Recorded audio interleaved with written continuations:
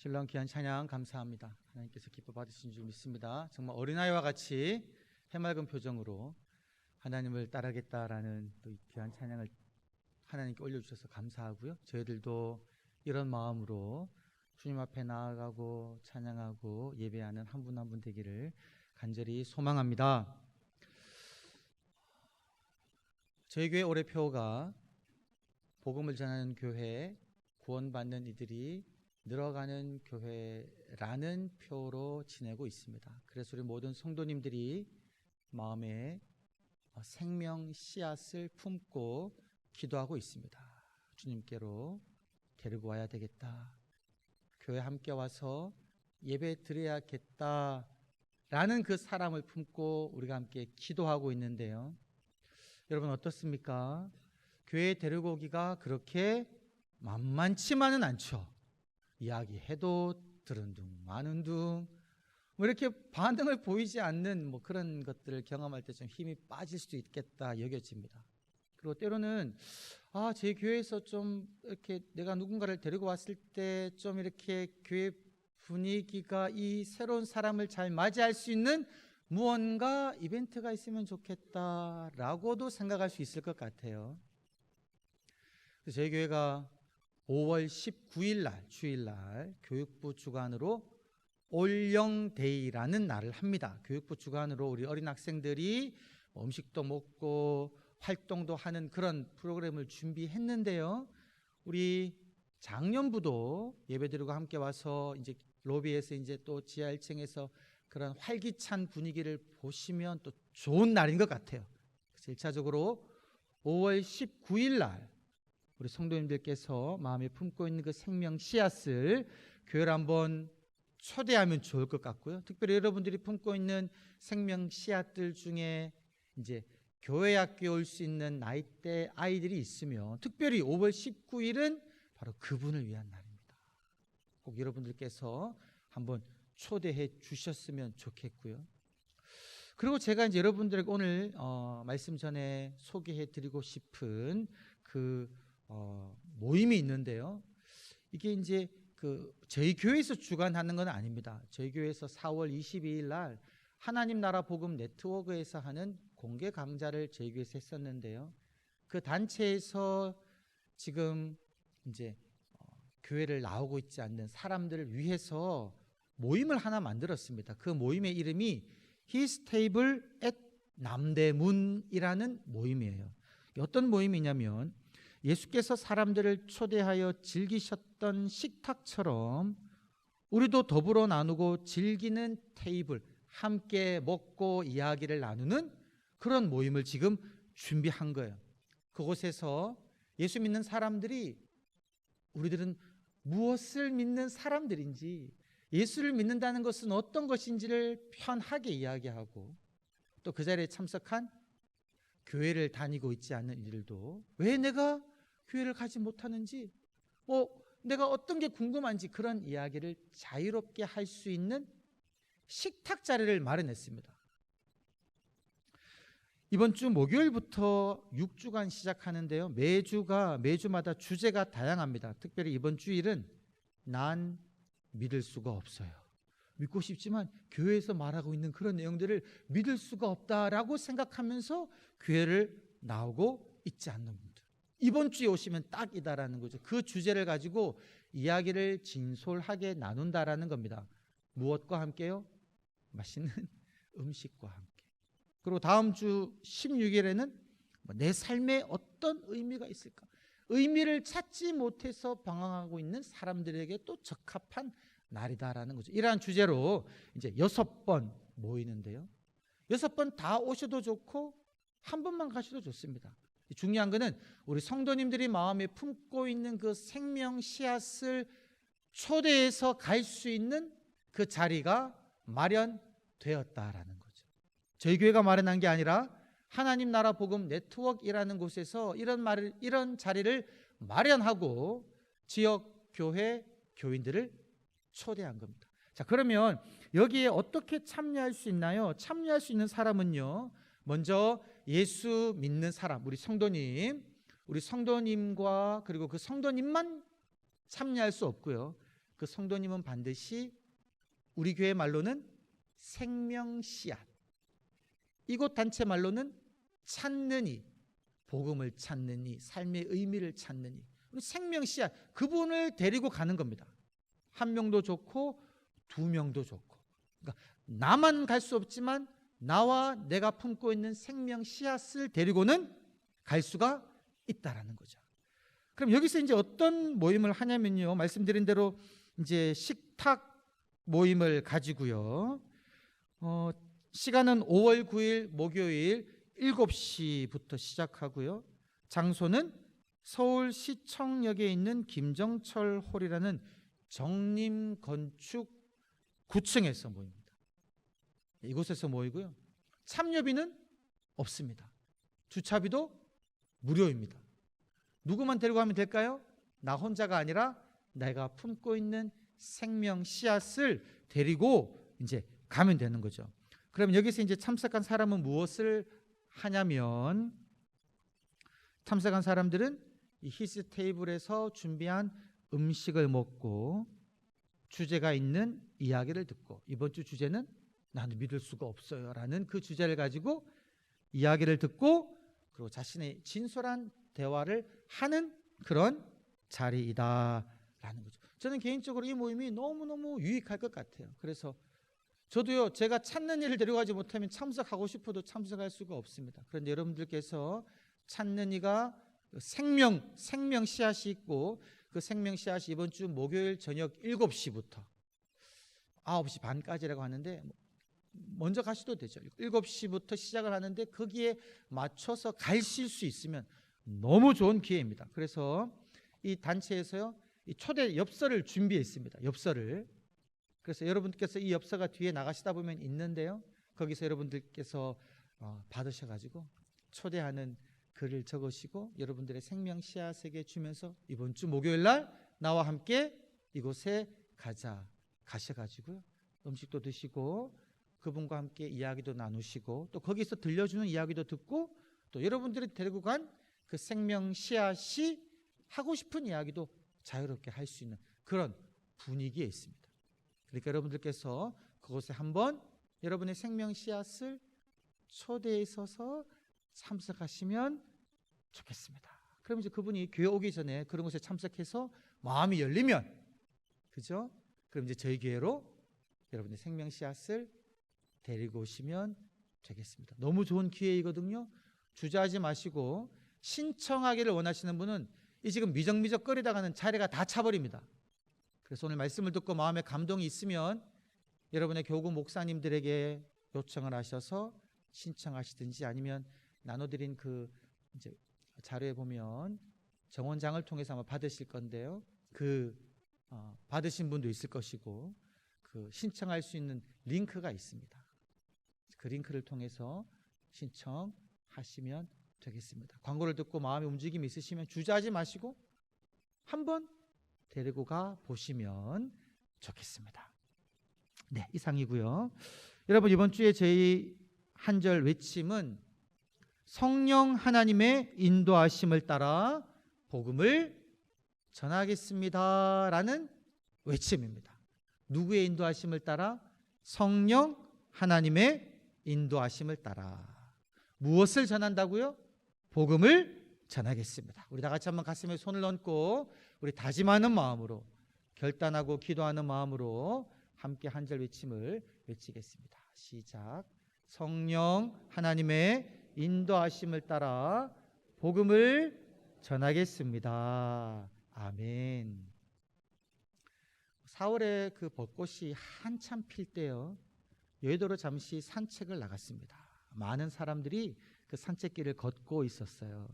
제가 이제 길을 따라가다 보니까 저쪽에 한 젊은 청년 2명이 이 편말을 하나 이렇게 들고 서 있더라고요. 이게 뭔가 싶어서 가까이 다가가 봤더니만 삶의 의미에 대해서 궁금하시면 문의해 주세요, 이런 문구들이 적혀 있더라고요. 이게 뭔가 싶어서 쭉 봤더니만 느낌상 이단 같아요. 근데 2명만 있는 것이 아니라 제가 그 사람들을 지나치고 한 20m 좀 더 가다 보니까 저기 또 있는 거예요. 또 2명이 젊은 사람들이 또 똑같은 그 팻말을 쓸고 문구는 조금 다르게 또 가만히 서 있더라고요. 또 걸어가니까 또 있어요, 여러분. 제가 한 200m 걸어가는데요, 한 10팀을 본 것 같아요. 10팀이 이 여의도에 벚꽃이 많이 피는, 사람이 많이 다니는 그곳에 선점해가지고요, 자기들의 종교단체를 어떻게 하고 있다고요? 선전하고 있었습니다. 요즘엔 잘 못 보는데 코로나가 마치고 한참 저희 교회에서 대림상가로 내려가는 길 횡단보도를 건너면요, 그 횡단보도 맞은편에 테이블을 설치하고 여러 많은 사람들이 뭔가를 나눠주고 있었습니다. 누군가 봤더니만 신천지예요. 신천지가 자기들을 홍보하고 있는 겁니다. 사람들을 끌어들이고 있는 거예요. 그 사람 표정을 보니까 아무런 부끄러움이 없었습니다. 너무나도 당당하게 그 신천지를 소개하고 있었습니다. 전단지를 나눠주고 있었어요. 제가 피했습니다. 그런데 여러분, 정통교단, 저희 교회가 속해 있는 대한예수교 장로회 통합이라든지 정통교단에서는요, 오히려 요즘에 전도를 잘하지 않습니다. 왜 안 하냐면 그거는 좀 예의에 어긋나는 것 같아요. 그리고 바깥에서 전도한다고 사람들이 믿는 것도 아니야 라는 말로 전도를 등한시하고 있죠. 심지어 제가 이제 길에서 이제 사람들을 만나서 이제 전도를 할 때 한 무리의 사람들을 만났는데요, 그 중에 한 명은 교회를 열심히 다니는 사람이었어요. 순복음 개통 교회를 다니니까 얼마나 열심히 뜨겁게 믿겠습니까? 근데 이제 이야기를 하는데 그분이 무엇이라고 이야기하냐면요, 지인들이죠. 함께 산책하는 동네 친구분들이신데 그렇게 이야기하는 거예요. 다 신앙심은 다 자기가 믿는 거 믿는 거야. 나는 교회 나가지만 너가 불교 믿어도 괜찮고 마음의 평안을 얻는 곳이면 돼. 이렇게 말씀하시더라고요. 제가 깜짝 놀랐습니다. 여러분, 이것이요, 오늘날 교회에서 통용되고 있는 생각들이다라는 겁니다. 전도를 하는 것은 예의에 어긋나는 것이고 사람들은 자기가 믿는 믿음 가지고 살아가면 된다, 마음의 위안을 얻을 곳에 가서 그냥 그곳에서 의지하면 된다라고 생각하고 있다라는 거죠. 여러분, 이런 생각이요, 교회 역사를 보게 되면 16세기에도 있었습니다. 저희 교단은 개혁 교단으로서 이제 카톨릭에서 나와 종교 개혁자들의 전통을 잇죠. 루터나 칼빈 같은 종교 개혁자들의 그 신앙의 유산을 이은 교단입니다. 개혁 교단. 이들은 하나님의 말씀을 중시해서 오직 의인은 믿음으로 말미암아 산다라는 복음의 핵심을 가르쳤거든요. 근데 이들도요, 놀랍게도 종교 개혁가들도 그 당시는 전도를 그렇게 강조하지 않았다라는 거예요. 놀랍지 않습니까, 여러분? 왜 강조하지 않았냐니까, 그 당시 종교개혁자들이 살고 있던 그 사회는 거의 모든 사람들이 태어나고 죽을 때까지 문화적으로 캐톨릭, 기독교적인 문화 속에서 살았다라는 거예요. 태어나면 그 다음날 세례를 받습니다. 그렇게 쭉 삶의 중요한 일이 있을 때마다 미사를 드리고, 그리고 죽을 때는요, 생을 마감할 때도 장례 미사를 통해서 생을 마감하는 거죠. 요람에서부터 무덤까지 교회의 문화와 뗄래야 뗄 수 없는 그런 삶을 살았기에 이들은요, 전도할 필요를 느끼지 못했다라는 거예요. 19세기의 그 유럽에서 선교 정책에서도 동일했습니다. 그들은 어떻게 생각했냐면, 하나님은 당신께서 구원하실 사람은 하나님께서 구원하시기 때문에 우리들은 굳이 나가서 복음을 전하지 않아도 된다. 저 바깥 세상으로 나아가 선교하지 않아도 된다. 하나님이 선교를 하실 것이다 라고 생각하면서 전도나 선교를 하지 않았다라는 거예요. 그런데 여러분, 과연 그것이 성경적일까요? 하나님이 원하시는 것일까? 우리는 의문을 던져본다라는 거죠. 하나님은 무엇을 원하십니까, 여러분? 하나님께서는 분명하게 말씀하셨습니다. 사도 바울을 통하여서 그렇게 말씀하셨습니다. 하나님은 모든 사람이 구원을 받으며 진리를 아는 데 이르기를 원하신다. 진리 대신 예수 그리스도를 아는 데 이르기를 원하신다라는 거죠. 그리고 고린도전서에서 보면 그렇게 이야기하고 있습니다. 하나님께서는 전도에 미련한 것으로 믿는 자들을 구원하기를 원하신다. 무엇을 통해요? 전도를 통해. 예수 믿는 사람들이 그 예수 그리스도를 전하는 것으로 말미암아 하나님은 모든 사람들이 구원받도록 하시고자 하신다라는 겁니다. 이것이 하나님의 마음이다라는 거죠. 그래서 하나님께서는 어떻게 하시냐면요, 예수님께서 이 땅에 계실 때도 둘씩 짝지어서 마을마다 다니면서 복음을 전하라고 했다라는 거죠. 여러분, 저희 교회가 매달 달력이 있잖아요. 달력을 뜯으면 5월 달에 매달 그 주제 문구가 있습니다. 5월 달의 주제 문구는 뭐냐면 너는 말씀을 전파하라라는 게 5월 주제 문구입니다. 그 문구가 어디서 나왔냐면 디모데전서 4장 2절에 있는 너는 말씀을 전파하라. 때를 얻든지 못 얻든지 항상 힘쓰라. 하나님이 우리에게 하신 말씀이다라는 거죠. 그래서 예수님께서도 이 땅에 계실 때에 당신께서도 거리마다 다니면서 천국 복음을 전파하셨다라는 거죠. 그리고 주님께서는 이 땅에서 올라가실 때에 제자들에게 그렇게 분명하게 명령하셨습니다. 너희는 가서 모든 민족으로 제자를 삼아 아버지와 아들과 성령의 이름으로 세례를 베풀고 내가 너희에게 분부한 모든 것을 가르쳐 지키게 하라. 모든 민족으로 제자를 삼아라. 복음을 받아들이는 나의 친백성이 되게 하라라고 우리들에게 전도를 명령하셨다라는 거죠. 여러분, 우리 주님은 얼마나 잃어버린 양에 대한 안타까운 마음을 가지고 계십니까? 그 비유를 통해서 우리들에게 분명하게 말씀하셨죠. 99마리 양들이 우리에 있는데 한 마리가 길을 잃고 우리에 없다고요. 그 잃은 양을 찾아 우리 주님께서는 그 목자를 묘사하시잖아요. 들로 산으로 다니면서 그 잃은 양을 찾을 때까지 찾아다니고 마침내 찾은즉 기뻐하며 돌아온다라는 거죠. 그래서 주님 말씀하셨습니다. 죄인 하나가 회개한다면 회개할 것 없는 의인 99명을 인하여 기뻐하는 것보다 천국에서는 더 기뻐한다라는 거예요. 믿지 않는 사람, 하나님의 말씀대로 살아가지 아니하는 그 죄인 한 명이 회개하고 돌아와 예수를 믿게 되면 천국에서는요 막 잔치가 벌어진다라는 거예요.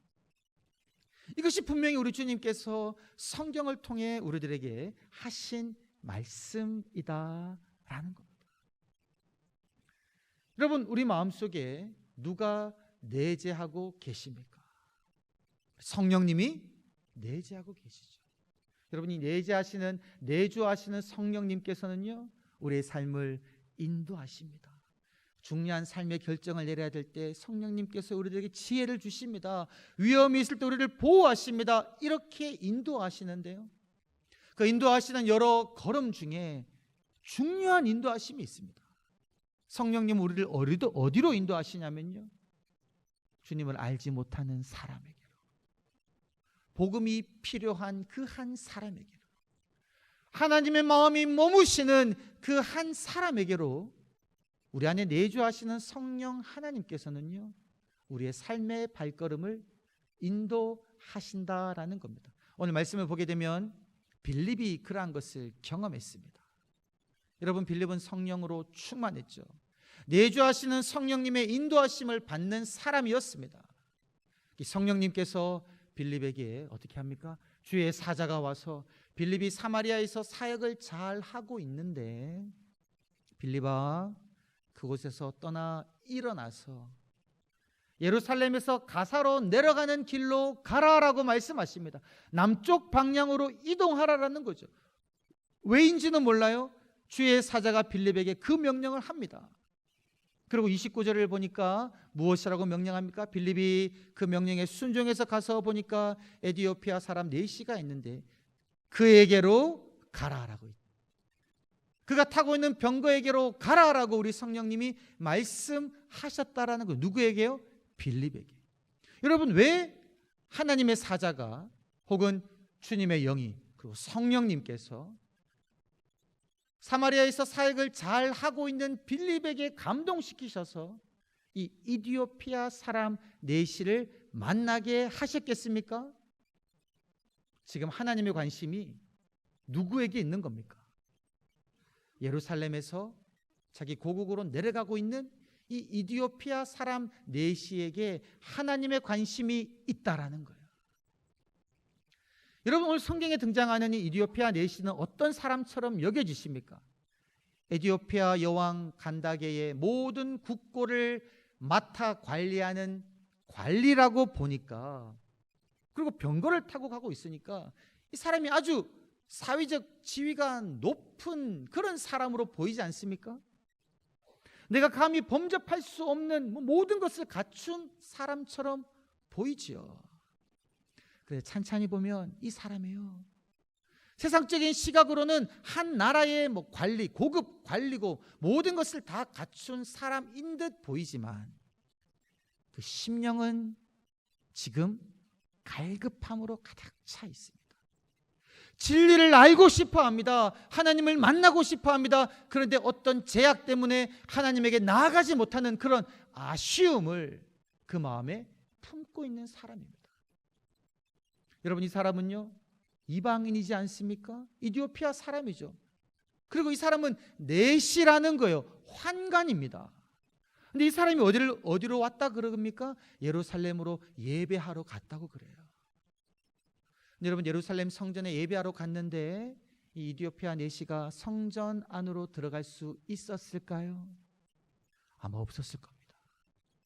왜냐하면 신명기 23장 1절 이하를 보게 되면요, 고환이 상한 자나 음경이 상한 자, 즉 내시와 같은 사람은 여호와의 총에 들어갈 수가 없었습니다. 부정한 사람이라는 거예요.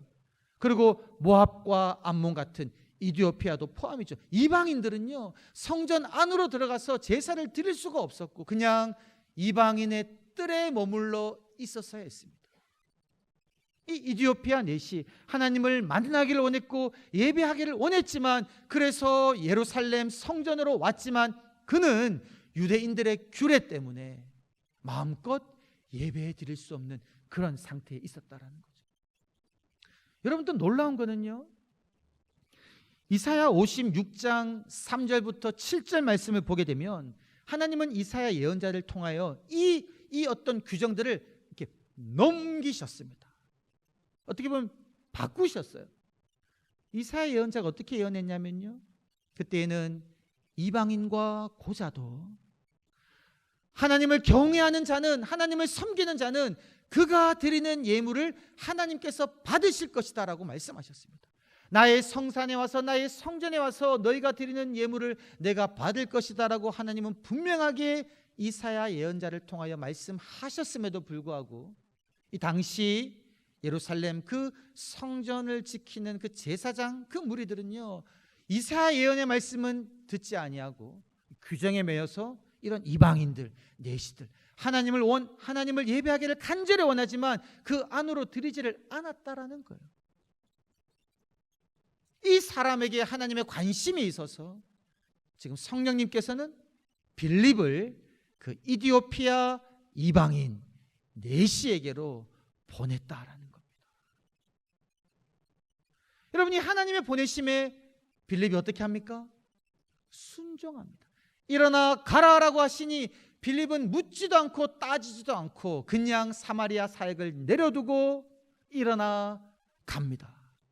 일어나 갔더니만 누구를 보니까 예루살렘에서 예배드리고 가사 길로 내려가는 이디오피아 여왕 간다게의 국고를 맡은 내시를 보는 거예요. 그가 성경을 읽고 있습니다. 그래서 성령님이 병거로 다가가라고 이야기하니까 순종하고 다가갑니다. 그랬더니 어떤 역사가 일어나나요, 여러분? 성령의 역사에 순종해서 이 내시에게 다가갔을 때에 빌립이 듣는 거예요. 야, 다가갔더니만 이 이방인이 예언의 말씀을 읽고 있는 겁니다. 이사야 53장 7절 이하의 말씀을 읽고 있는 거예요. 여러분, 그때부터 말씀을 보시면 성령님이 이제는 더 이상 빌립에게 무엇하라고 말씀하지 않습니다. 오히려 빌립이 이제는 그냥 그 내시가 낭독하고 있는 성경 구절을 듣고는 보니까 이 구절은 메시아 되신 예수 그리스도를 예언하는 구절인 거예요. 그래서 빌립이 그냥 가서 묻습니다. 지금 당신이 읽고 있는 그것 깨닫습니까? 자연스럽게 이야기를 던진 거예요. 그 이야기를 듣고 이 내시도 대답합니다. 지도해 주는 사람이 없는데 어떻게 알겠습니까? 라고 말하면서 그 빌립을요 자기 병거 옆에 앉힙니다. 그리고 이거를 좀 설명해 달라는 거죠.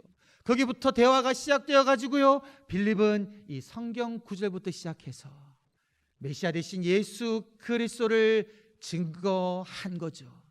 그 복음을 듣고 이 내시는 어떻게 합니까? 예수 그리스도를 구주로 영접했고요. 이제는 그가 먼저 나서서 물이 있는 곳을 보고 세례를 받겠다라고 이야기했다라는 거죠. 여러분, 이러한 놀라운 회심의 과정, 이방인 내시가 예수 그리스도를 믿고 세례를 받는 이 놀라운 과정이 어떻게 가능하게 된 걸까요?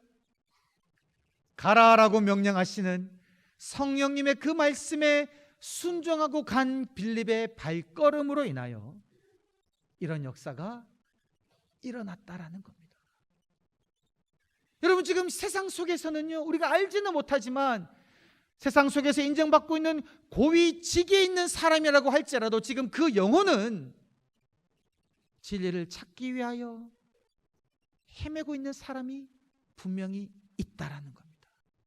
길을 걸어가는 수많은 사람들이 아무 문제 없이 걸어가고 있지만 그 영혼은 지금 삶의 의미를 찾아 헤매고 있는 사람들이 분명히 있다라는 겁니다. 그 사람에게 우리 하나님의 시선은 머물러 있고요, 우리 안에 내주하시는 성령님은 우리에게 말씀하신다는 겁니다.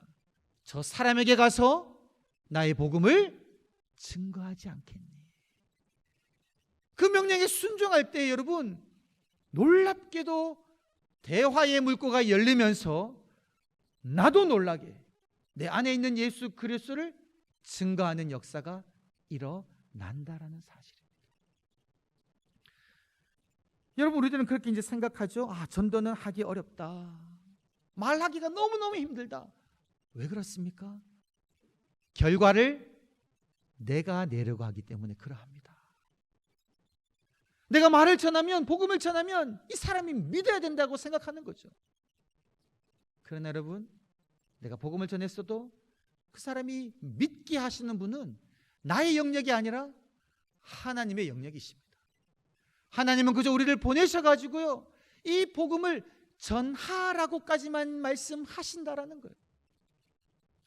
어떤 사람이 이렇게 복음을 전했더니만요 놀랍게도 그 사람이 복음을 받아들이는 거예요. 그 자리에서 깜짝 놀라고 신기해합니다. 내가 복음을 전했더니만 예수 그리스도를 이 자리에서 영접하네. 근데 그 사람이 그렇게 말했다는 거예요. 너무 기뻐하지 마세요. 당신은 26번째 사람입니다 라는 거예요. 무슨 말인가요? 당신은 26번째 나에게 이 복음을 전한 사람이었다라는 겁니다. 내가 이전까지는 다 거부했지만 26번째 된 당신의 말을 듣고 내가 이제는 믿기로 결단했다라는 거죠. 이것이 하나님의 역사의 방법이다라는 겁니다. 하나님은 우리들을 보내어가지고요 계속 믿지 않는 사람들을 주님의 복음을 받아들이도록 우리들을 움직이신다라는 거죠. 우리들은 무엇만 하면 되냐면 말씀에 순종만 하면 된다라는 겁니다. 주중에 저희 교회 기도 편지함에 특별한 기도 요청 편지가 있었습니다. 제가 이제 그 편지를 꺼내서 읽어보는데요 저희 교회 교회는 아닌 것 같아요. 저희 교회 교회는 아닙니다. 그리고 연락처는 남기지 않으셨어요. 스스로를 50대 중반 남성이라고만 지칭하셨습니다. 근데 본인이 이제 그분이 자신의 이야기를 그 편지에 쭉 적어 놓았는데요 20년 전에는 나도 교회 생활을 열심히 했는데 20년 동안 다니지 않고 있다가 이제 내가 다시금 교회를 다닐 마음을 먹고 교회에 나가 예배드리기 시작했습니다.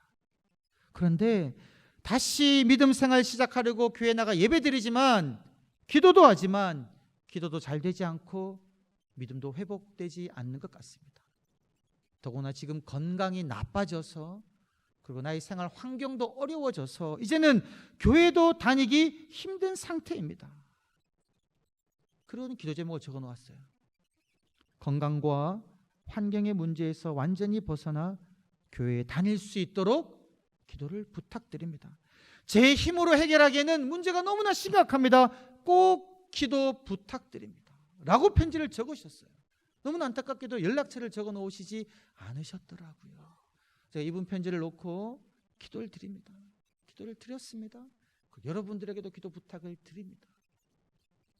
그리고 또 이 편지를 보고 이 설교 시간 이거를 이야기하는 이유는요, 지금 거리에는요, 우리가 길에 가다가 만나는 사람들 중에 누군가는 이분일 수 있다라는 거예요. 누군가는 교회를 나가고 싶지만 계기가 없어서 못 나가고, 내가 예수 그리스도를 다시 믿고 싶지만 젊을 때는 신앙생활했지만 여러 가지 이유로 지금 내가 교회를 다니고 있지는 않지만 내가 다시금 나가고 싶어하는 그 안타까운 절박함을 가지고 있는 그 사람, 에디오피아 네시와 같이 하나님을 예배하기는 원하지만 막혀있고 성경을 읽고 그 진리를 깨달아 알기를 원하지만 지도해 주는 사람이 없어서 알지 못하는 상황에 놓여있는 그러한 사람들이요, 거리에, 여러분의 직장에, 여러분의 주변에 있다라는 겁니다.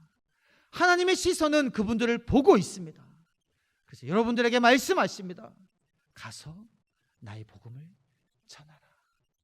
나의 시선으로 믿지 않는 사람들을 바라보며 그들에게 나의 복음을 전하라. 그러할 때 여러분들을 통하여 하나님을 알기를 원하는 그 생명 씨앗들, 하나님의 백성들, 하나님의 피조물들이 주님께 돌아오는 놀라운 역사가 일어나게 될 것입니다.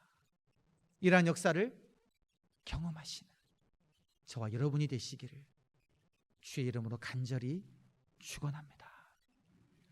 하나님, 나를 구원하여 주셔서 감사합니다. 진리를 듣게 하시고 복음을 받아들이게 하여 주심을 감사합니다.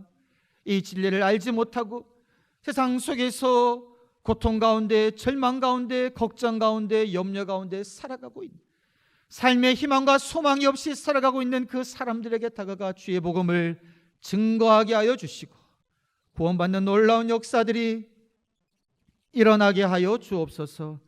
감사드리며 구주 예수님의 이름으로 기도드리옵나이다. 아멘.